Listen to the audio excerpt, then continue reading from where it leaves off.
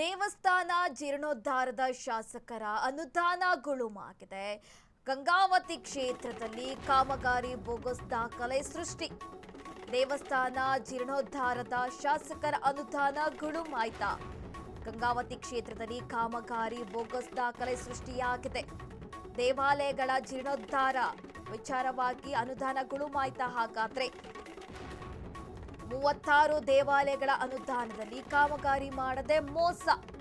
ಪ್ರತಿಯೊಂದು ದೇವಾಲಯಕ್ಕೆ 5 ರಿಂದ 10 ಲಕ್ಷ ರೂಪಾಯಿ ಅನುದಾನ ರಿಲೀಸ್ ಆಗಿತ್ತು.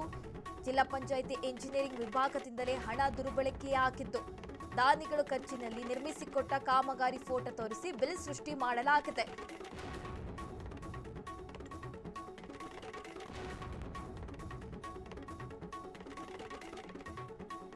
ದೇವಸ್ಥಾನ ಜೀರ್ಣೋದ್ಧಾರದ ಶಾಸಕರ ಅನುದಾನ ಗುಳುಂ ಆಯ್ತಾ ಅಂತ ಪ್ರಶ್ನೆಗಳು ಉದ್ಭವ ಆಗ್ತಾ ಇದೆ. ಗಂಗಾವತಿ ಕ್ಷೇತ್ರದಲ್ಲಿ ಕಾಮಗಾರಿ ಬೋಗಸ್ ದಾಖಲೆ ಸೃಷ್ಟಿ ಮಾಡಲಾಗಿದೆ ಅಂತ ತಿಳಿದು ಬರ್ತಾ ಇರುವಂತದ್ದು.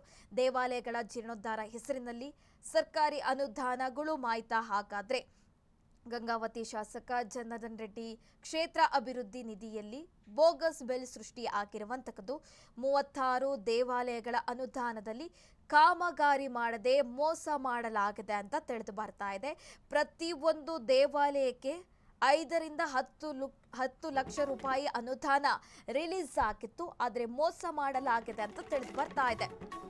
ಗಂಗಾವತಿ ವಿಧಾನಸಭೆ ಕ್ಷೇತ್ರದ ಹನುಮಂತನ ದೇವಸ್ಥಾನ ಸೇರಿ ಹಲವು ದೇವಸ್ಥಾನಗಳ ಜೀರ್ಣೋದ್ಧಾರಕ್ಕಾಗಿ ಬಂದಿರುವಂತಹ ವಿಶೇಷ ಫಂಡ್ ಇದು. ಶಾಸಕರೇ ದೇವಸ್ಥಾನದ ಕಾಮಗಾರಿ ಪೂರ್ಣಗೊಂಡಿದೆ ಎಂದು ಹಣ ಎತ್ತುವಳಿನ ಅಂತ ಪ್ರಶ್ನೆಗಳು ಉದ್ಭವ ಆಗ್ತಾ ಇದೆ. ಶಾಸಕರ ಸೂಚನೆಯಂತೆ ಅನುದಾನ ದುರ್ಬಳಕೆ ಮಾಡಿಕೊಂಡ್ರ ಹಾಗಾದ್ರೆ ಅಂತ ಪ್ರಶ್ನೆಗಳು ಉದ್ಭವ ಆಗ್ತಾ ಇರುವಂತದ್ದು. 36 ದೇವಾಲಯಗಳ ಅನುದಾನದಲ್ಲಿ ಕಾಮಗಾರಿ ಮಾಡದೆ ಮೋಸ ಮಾಡಲಾಗಿದೆ ಅಂತ ತಿಳಿದು ಬರ್ತಾ ಇರುವಂತದ್ದು.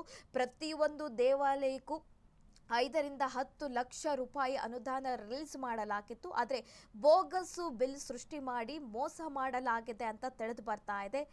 ದಾನಿಗಳು ಏನು ಖರ್ಚು ಕೊಟ್ಟಿರ್ತಾರಂತಲ್ಲ, ಆ ಖರ್ಚಿನಲ್ಲಿ ನಿರ್ಮಿಸಿಕೊಟ್ಟಂತಹ ಕಾಮಗಾರಿ ಫೋಟೋ ತೋರಿಸಿ ಬೋಗಸ್ಸು ಬಿಲ್ಲು ಸೃಷ್ಟಿ ಮಾಡಿದ್ದಾರೆ ಅಂತ ತಿಳಿದು ಬರ್ತಾ ಇದೆ.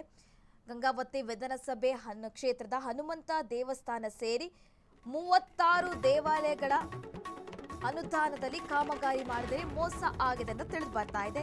ಇನ್ನು ಗಂಗಾವತಿ ಪಂಚಾಯಿತಿ ಜೆಇ ಅಮಾನತು ಆಗಿದೆ. ಎಂಜಿನಿಯರ್ ಶ್ರೀನಾಥ್, ಕೆಜೆ ಪಲ್ಲವಿ ಕೂಡ ಅಮಾನತು ಆಗಿರುವಂತದ್ದು. ನರೇಗಾ ಯೋಜನೆ ಅಡಿ ಕೋಟ್ಯಾಂತರ ರೂಪಾಯಿ ಅಕ್ರಮದ ಆರೋಪ ಕೇಳಿ ಬಂದಿದೆ. ಸಿಸಿ ರಸ್ತೆ ಕಾಮಗಾರಿಯಲ್ಲಿ ಕಳಪೆ ಕೆಲಸ ಮಾಡಿರುವ ಗಂಭೀರ ಆರೋಪ ಕೇಳಿ ಬಂದಿರುವಂತದ್ದು.